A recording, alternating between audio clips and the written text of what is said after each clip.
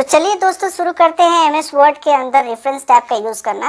Reference tab में सबसे पहला ऑप्शन मिलता है टेबल ऑफ कंटेंट्स ग्रुप, और टेबल ऑफ कंटेंट्स ग्रुप के अंदर ही ऑप्शंस मिलता है टेबल ऑफ कंटेंट्स। इसका यूज क्या होता है कि बेसिकली जब कोई आप किताब वगैरह बनाना चाहते हैं, सिंपल सी लॉजिक है। रेफरेंस टैब का मतलब टोटल बुक क्रिएशन से संबंधित है, यानी किताब तब बनाने से संबंधित है। इसमें सारे टॉपिक आपको बुक बनाने से संबंधित ही सीखने को मिलेगा। सो रेफरेंस टैब के अंदर जैसे आपको टेबल ऑफ कंटेंट्स बनाना हो, तो पहले तो मैंने पूरे पेजेस को खाली कर लिया। अब इसमें टेबल ऑफ कंटेंट का यूज कैसे करते हैं वो समझते हैं। जैसे मान लीजिए कि आपने कोई किताब वगैरह पहले से टाइप की, equal to RAND bracket open और 78,85 ब्रैकेट बंद और इंटर प्रेस करते हैं। इसमें ज्यादा से ज्यादा आपने कंटेंट फिल कर लिया। जैसे मैंने यहाँ पे डायरेक्ट डेटा यहाँ पे इंसर्ट हो गया। अब इसके बाद ऊपर आते हैं कंट्रोल होम से ऊपर, और यहाँ पे लेसन बना लेते हैं। जैसे ये हमारा लेसन 1 हो गया। ये लेसन का कोई नाम डाल सकते हैं, लेसन 1 हो गया। अब ये लेसन हेडिंग है, यानी हेडिंग 1 है, तो इसको हेडिंग 1 जैसा लुक देंगे, डिजाइन देंगे। और हेडिंग 1 जैसा लुक डिजाइन देने के लिए यहाँ पर पहले से ऑप्शन रहता है। हेडिंग 1 में डिजाइन देने के लिए पहले से यहाँ पे ऐड टेक्स्ट ऑप्शन रहता है। ऐड टेक्स्ट पे लेवल 1 पे जैसे ही क्लिक करेंगे, यहाँ लेवल 1 हो जाएगा, यानी ये एक हेडिंग 1 बन गया। और ये हेडिंग 1 लेसन 1 जो है ये हेडिंग 1 बना। यहाँ पे कंट्रोल जेड से जरा बैक आते हैं, और यही हेडिंग आप होम टैब पर क्लिक करके यहाँ हेडिंग 1 पर भी क्लिक करके आप वैसा स्टाइल दे सकते थे। तो यह स्टाइल, या फिर रेफरेंस टैब में ऐड टेक्स्ट पर क्लिक करके ये वाला स्टाइल, बात बराबर है। तो लेवल 1 का मतलब हो गया हेडिंग 1, लेवल 2 का मतलब हो गया हेडिंग 2, लेवल 3 का मतलब हो गया हेडिंग 3। तो हम लेवल 1 का यूज कर रहे हैं क्योंकि यह हमारा फर्स्ट चैप्टर पहला हेडिंग हो गया। इसी तरीके से इसमें नीचे की तरफ आते हैं कंट्रोल डाउन एरो से, और लेसन 1 में मान लीजिए कि आप विंडोज पढ़ाते हैं तो यहाँ पे डाल सकते हैं विंडोज, और यह जो हो गया ऐड टेक्स्ट पे क्लिक करके इसको लेवल 2 कर सकते हैं क्योंकि लेवल 1 का लेवल 2 हो गया। अब विंडोज के साथ साथ इसमें और भी चीजें पढ़ा रहे होंगे लेवल में, जैसे लेसन 1 में डॉस पढ़ा रहे हैं तो डॉस पे क्लिक करके और इसको भी क्या कर सकते हैं, आप लेवल 2 कर सकते हैं। आफ्टर ऑल इसके बाद आप यहाँ पे नीचे आ रहे हैं कंट्रोल डाउन एरो की का यूज करके, और यहाँ पे जरा सा जगह बनाकर और यहाँ लिखेंगे हम लेसन 2, लेसन 2। अब लेसन 2 को हेडिंग 1 करना चाहते हैं, ऐड टेक्स्ट पे क्लिक करके लेवल 1 करेंगे तो यह लेवल 1 के बराबर हुआ लेसन 2। लेसन 2 में अगर कोई चैप्टर आप पढ़ाते होंगे तो आप यहाँ पे बता सकते हैं माइक्रोसॉफ्ट ऑफिस, तो आप यहाँ पे डाल सकते हैं माइक्रोसॉफ्ट ऑफिस, और यह लेवल 1 के अंदर का पार्ट है, ये लेवल 2 है तो लेवल 2 डाल सकते हैं। इसी तरीके से माइक्रोसॉफ्ट ऑफिस में क्या पढ़ाते हैं, तो माइक्रोसॉफ्ट ऑफिस में एमएस वर्ड पढ़ा रहे हैं तो एमएस वर्ड, और ऐड टेक्स्ट पे क्लिक करके लेवल 3 कर सकते हैं। तो चलिए अब इसको देखते हैं कि कंटेंट्स के रूप में कैसे यूज करते हैं। तो कंटेंट, कभी भी किताब लिखते हैं तो किताब के सबसे शुरू में बताया जाता है कि कौन सा चैप्टर किस पेज में है। तो इसको बनाने के लिए टेबल ऑफ कंटेंट का यूज करते हैं। कंट्रोल के साथ होम की प्रेस किए, कर्सर डायरेक्ट ऊपर लेके आए, और कभी भी कंटेंट जो होता है वो फर्स्ट पेज में बनाया जाता है, यानी यहाँ आपको एक नया पेज इंसर्ट करना पड़ेगा। नया पेज इंसर्ट करने के लिए सिंपल इंसर्ट टैब पे क्लिक करके ब्लैंक पेज पे क्लिक करिए, या पेज ब्रेक पर क्लिक करिए। यहाँ ब्लैंक पेज कर दिए तो यहाँ आपको एक ब्लैंक पेज इंसर्ट हो गया। अब इसमें हम रेफरेंस टैब पर क्लिक करके टेबल ऑफ कंटेंट्स पर क्लिक करें, और इस पर क्लिक करने के बाद यहाँ पर ऑटोमेटिक टेबल 1 का डिजाइन है, इस पर जैसे ही क्लिक करेंगे तो यहाँ आपको पहले ऑटोमेटिक यहाँ कंटेंट्स का डिजाइन बन गया। लेसन 1 जो है 2 नंबर पेज में है, और लेसन 1 के अंदर क्या पढ़ने को मिलेगा, विंडोज डॉस। लेसन 2 में क्या पढ़ने को मिलेगा, ऑफिस और वर्ड। तो ये आपने समझ लिया कि किस हिसाब से आपने लेसन। अब इसी तरीके से लेसन 3 आपको ऐड करना। लेसन 1 2 तो हो गया, नीचे आते हैं लेसन 3 जोड़ते हैं। लेसन 2 हो गया, यहाँ आपको जोड़ना है लेसन 3, तो लेसन 3, फिर यहाँ पे ऐड टेक्स्ट लेवल 1। उस तरीके से लेसन 4 वगैरह भी जोड़ना है तो नीचे आइए और यहाँ पे सेल पॉइंटर रख के लेसन 4 कर लेते हैं। ऐड टेक्स्ट पे क्लिक करके लेवल 1 कर लेते हैं। इसी तरीके से फिर नीचे आते हैं कंट्रोल डाउन एरो की से इंटर प्रेस कर लेते हैं, और फिर कर्सर मूव करके ऊपर की तरफ और लेसन 5 कर लेते हैं। ऐड टेक्स्ट पे क्लिक करते हैं और लेवल 1 कर लेते हैं। अब कंट्रोल होम से फिर कर्सर डायरेक्ट ऊपर आते हैं, तो यहाँ पे लेसन 2 तक तो है, लेकिन 3 4 5 कहाँ आया, तो इसको अपडेट करना पड़ेगा। अपडेट करने के लिए सेल पॉइंटर यहाँ रखकर और यहाँ से अपडेट टेबल कर सकते हैं, या टेबल ऑफ कंटेंट्स ऑप्शन में अपडेट टेबल का ऑप्शन है। अपडेट टेबल पर क्लिक करके अपडेट इंटायर टेबल, यानी कि इसमें सिर्फ पेज नंबर को अपडेट नहीं करना है या पूरे टेबल को अपडेट करना है। तो अपडेट इंटायर टेबल पर क्लिक करके ओके बटन पे क्लिक करेंगे और जैसे ओके बटन पे क्लिक करिएगा तो यहाँ देखिएगा लेसन 4 और लेसन 5 भी ऐड हो गया। जैसे जैसे आप इसमें लेसन को ऐड करते जाइएगा वैसे वैसे टेबल ऑफ कंटेंट्स में आप अपडेट करने के बाद आप पाइएगा कि उसमें ऐड होते जाएगा। इसके बाद कभी कभी किताबों में होता क्या है, किसी वर्ड का डिस्क्रिप्शन उस पेज के नीचे दिया गया रहता है। जैसे यहाँ पे पावरफुल का मतलब क्या होता है, पावरफुल का मतलब होता है शक्तिशाली, और इसी पावरफुल के इस वर्ड को सिलेक्ट करके इसी वर्ड पे यहाँ पे 1 नंबर दे दिया जाता है और इसके वर्ड के नीचे 1 नंबर का डिस्क्रिप्शन मिलता है, उसके बारे में लिखा हुआ मिलेगा। तो ये चीज आप कैसे बनाएंगे, उसके लिए आपको इंसर्ट फुटनोट का यूज करना पड़ेगा। ये फुटनोट ग्रुप के अंदर शॉर्ट फुटनोट ऑप्शन होगा। फुटनोट का shortcut alt control plus F होगा। फुटनोट पे जैसे ही क्लिक करेंगे तो यहाँ ऊपर में 1 नंबर लग गया और आपको एक नोट एरिया यहाँ पे मिल गया कि पावरफुल का मतलब क्या होता है। पावरफुल का मतलब अगर आप कुछ देना चाहते हैं तो वो पावरफुल का मतलब भी आप दे सकते हैं।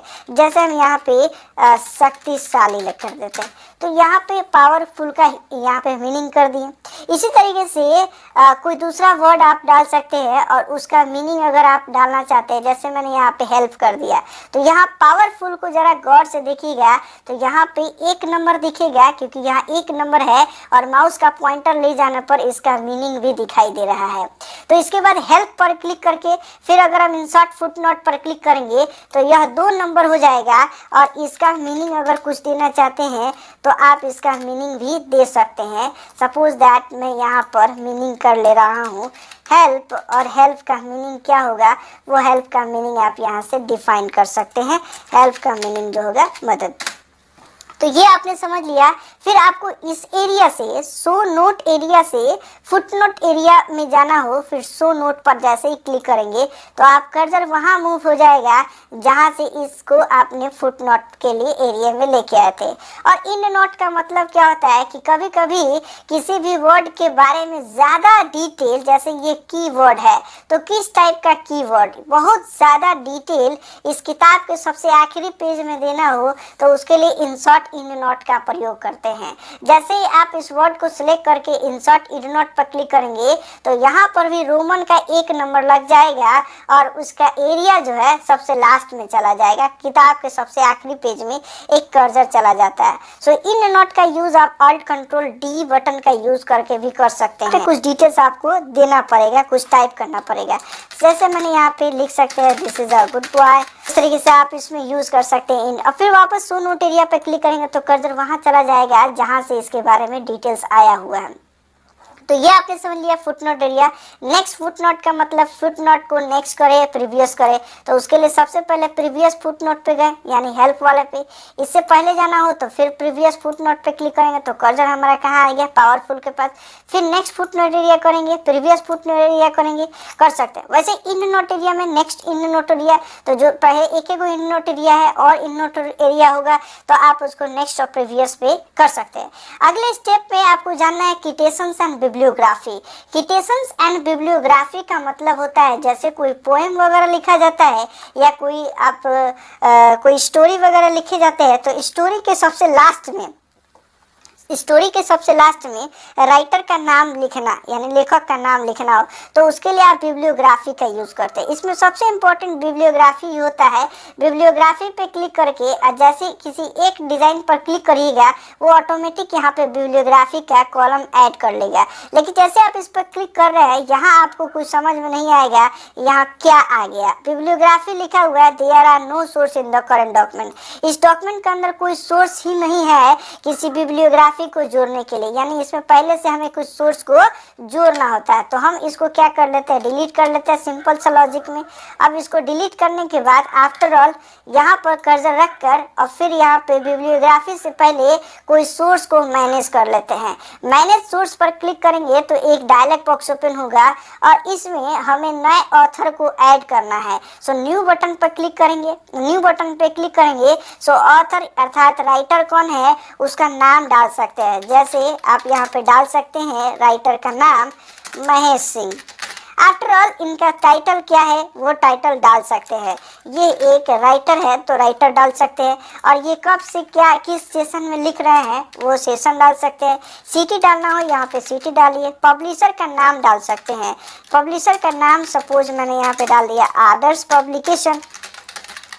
अब यहाँ पे ओके बटन पे क्लिक हो गया, यानी इसका इनका जो है ना ये अटैच हो गया इनका सोर्स। अब इसको क्लोज भी कर दे तो यहाँ जैसे ही बिब्लियोग्राफी पर क्लिक करके जैसे ऐड करेंगे तो ये ऑटोमेटिक वह बिब्लियोग्राफी आएगा जो आपने सोर्स में ऐड किया था। क्या तो एम सिंह यानी सिंह एम और 2022 राइटर है पटना के आदर्श पब्लिकेशन के। तो इस टाइप का जो है राइटर का नाम ऐड करने के लिए बिब्लियोग्राफी का यूज करते हैं। अब बात करते हैं कैप्शन ग्रुप का। कैप्शन ग्रुप में सबसे पहला ऑप्शन है इंसर्ट कैप्शन। इंसर्ट कैप्शन में होता क्या है कि यदि कोई पिक्चर आपने इसमें अपने डॉक्यूमेंट के अंदर इंसर्ट किए और उस पिक्चर का नंबरिंग देना चाहते हैं, जब आप कोई बुक वगैरह बनाते हैं तो सिंपल सा लॉजिक है कि आपको यहाँ पे कोई पिक्चर यानी फीचर्स इमेज देना होता है। तो फीचर्स इमेज के लिए इंसर्ट टैब पे क्लिक कर लेते हैं और पिक्चर्स पे क्लिक करके यहाँ कोई पिक्चर आप इंसर्ट कर लेते हैं। सपोज मैंने मान लीजिए ये पिक्चर्स पे क्लिक करके यहाँ एक पिक्चर का दे दिया। अब इस पिक्चर का नंबर देना चाहते हैं तो उसके लिए हमें जाना होगा रेफरेंस टैब और उसके बाद यूज करना होगा इंसर्ट कैप्शन। मैं पिक्चर्स को सिलेक्ट किया और सिलेक्ट करने के बाद इंसर्ट कैप्शन पे क्लिक करें। इंसर्ट कैप्शन पर जैसे ही क्लिक करेंगे यहाँ ऑटोमेटिक आपको देखने को मिलेगा कि इस कैप्शन के डायलॉग बॉक्स में यहाँ फिगर 1 आ गया, और यह फिगर 1 कहाँ दिखाएगा, बिलो द सिलेक्टेड आइटम, यानी सिलेक्ट किए गए आइटम के नीचे दिखाई देगा। इसका पोजीशन सिलेक्ट किए गए आइटम पर रहेगा। इसका कोई लेवल बदलना चाहते हैं, कोई न्यू लेवल देना चाहते हैं, जैसे आप फिगर के जगह पर कोई दूसरा नाम देना चाहते हैं, पिक संख्या 1 या चित्र संख्या 1, तो वह भी दे सकते हैं। फिलहाल हम यहाँ फिगर 1 करते हैं और ओके बटन पे क्लिक करेंगे तो इस फिगर के नीचे यहाँ आप देखेंगे कि यहाँ फिगर 1 आ गया। ऐसे ही अगर कोई दूसरा फिगर रहेगा, जैसे हम इस पेज में आते हैं और इस पेज में एक और फिगर इंसर्ट कर लेते हैं। यहाँ पे भी एक जगह दे दिए और इसमें एक फीचर्स इमेज के लिए जगह देने के बाद इंसर्ट टैब पे क्लिक किए, पिक्चर पे क्लिक किए और इसमें से हमने कोई एक पिक्चर्स को इंसर्ट कर लिया और इंसर्ट बटन पे क्लिक करके पिक्चर हमने इंसर्ट कर लिया। इसके साइजिंग छोटा बड़ा करना हो तो साइजिंग छोटा बड़ा कर सकते हैं। इसका भी नंबरिंग देना चाहे तो नंबरिंग दे सकते हैं। ये फिगर कहाँ रहेगा उसका एक लोकेशन देना चाहते हैं तो लोकेशन भी दे दीजिए, ज़्यादा बेहतर होगा। सपोज मैंने मान लीजिए कि ये फिगर यहाँ पे इसका लोकेशन दे दिया। अब इसके नीचे इसका नंबरिंग देना चाहते हैं तो उसके लिए रेफरेंस टैब पे क्लिक करें, इंसर्ट कैप्शन पे क्लिक करेंगे तो यहाँ ऑटोमेटिक क्या आया, फिगर 2 आया और ओके बटन पे क्लिक करके इस फिगर के नीचे फिगर 2 आ गया और इस फिगर के नीचे फिगर 1 आ गया। इसी तरीके से जैसे जैसे आप पिक्चर इंसर्ट करते जाएंगे वैसे वैसे उसका नंबर बढ़ते चला जाएगा। इंसर्ट बटन पे क्लिक किए, अब इस फिगर का नंबर देना चाहते हैं तो उसके लिए आपको रेफरेंस टैब, इंसर्ट कैप्शन और फिगर 3 आ जाएगा और ओके बटन पे क्लिक करके फिगर 3 इसमें ऐड हो गया। अब इन सभी फिगरों को आप चाहते हैं कि कैप्शन के एक टेबल के रूप में यूज करें, सभी फिगरों को आप चाहते हैं कि एक टेबल के रूप में यूज करें तो उसके लिए आपको करना क्या होता है, सिंपल सा सबसे लास्ट में कर्सर रख लिए और इंसर्ट टेबल ऑफ फिगर पे क्लिक करें। टेबल ऑफ फिगर पे क्लिक करके ओके करेंगे तो यहाँ पर एक टेबल इंसर्ट हो जाएगा जो बताएगा कि कौन सा फिगर किस पेज में है। फिगर 3 पर जाना है तो फिगर 3 पर क्लिक करके कंट्रोल के साथ जैसे क्लिक करेंगे तो कर्सर डायरेक्ट फिगर 3 के पास चला जाता है। तो ये एक लिंक भी प्रोवाइड करता है, टेबल जनरेट करते हैं। फिगर 2 पर क्लिक करके जैसे क्लिक करेंगे कंट्रोल के साथ तो फिगर 2 के पास कर्सर मूव कर जाता है। कंट्रोल इन से सबसे लास्ट में आ जाते हैं, चूंकि मैंने सबसे लास्ट में इसको इंसर्ट किया है। आफ्टर ऑल इसके बाद क्रॉस रेफरेंस का भी यूज कर सकते हैं। मैंने आपको पिछली क्लास में इंसर्ट टैब में भी बताया था कि क्रॉस रेफरेंस का यूज जो होता है ना आप सबसे लास्ट में करें तो ज्यादा बेहतर होगा। अब यहाँ पर आपको फिगर 1, 2, 3 या कोई इक्वेशन आप इंसर्ट किए उसको एक लिंक के रूप में यूज करना चाहते हैं तो उसके लिए क्रॉस रेफरेंस का यूज करेंगे। क्रॉस रेफरेंस पे क्लिक करें और इसमें कोई आपने नंबरिंग दिया जैसे फिगर दिए सो फिगर पे क्लिक करते हैं, फिगर 1, 2, 3 क्या रेफरेंस का टाइप क्या है, जैसे कोई बुकमार्क है, बुकमार्क भी अगर इसमें लगाए होंगे तो बुकमार्क का नाम दिखाता। हमने सिंपल सा फिगर लगाए थे तो फिगर का नाम दिखा रहा है, फिगर 1 है, इसको इंसर्ट कर सकते हैं एज हाइपरलिंक। फिगर 2 आप यूज कर सकते हैं एज हाइपरलिंक, फिगर 3 इंसर्ट कर सकते हैं एज हाइपरलिंक और इसको क्लोज करें तो यह फिगर 1 हाइपरलिंक के रूप में, 2 हाइपरलिंक है, 3 हाइपरलिंक है। मतलब फिगर 1 पे कंट्रोल के साथ जैसे ही क्लिक करेंगे तो कर्सर डायरेक्ट फिगर 1 के पास चला जाता है। तो इस तरीके से क्रॉस रेफरेंस का यूज कर सकते हैं। कंट्रोल इंड करते हैं, फिर यहाँ पर आते हैं फिगर 2, देखिए कहाँ आपने लगाया, कंट्रोल के साथ जैसे इस पर क्लिक करेंगे सो कर्सर आपका यहाँ पे आ जाएगा। तो ऐसे आप इसका यूज कर सकते हैं रेफरेंस टैब का। अगले क्लासेस में हम लोग मिलते हैं।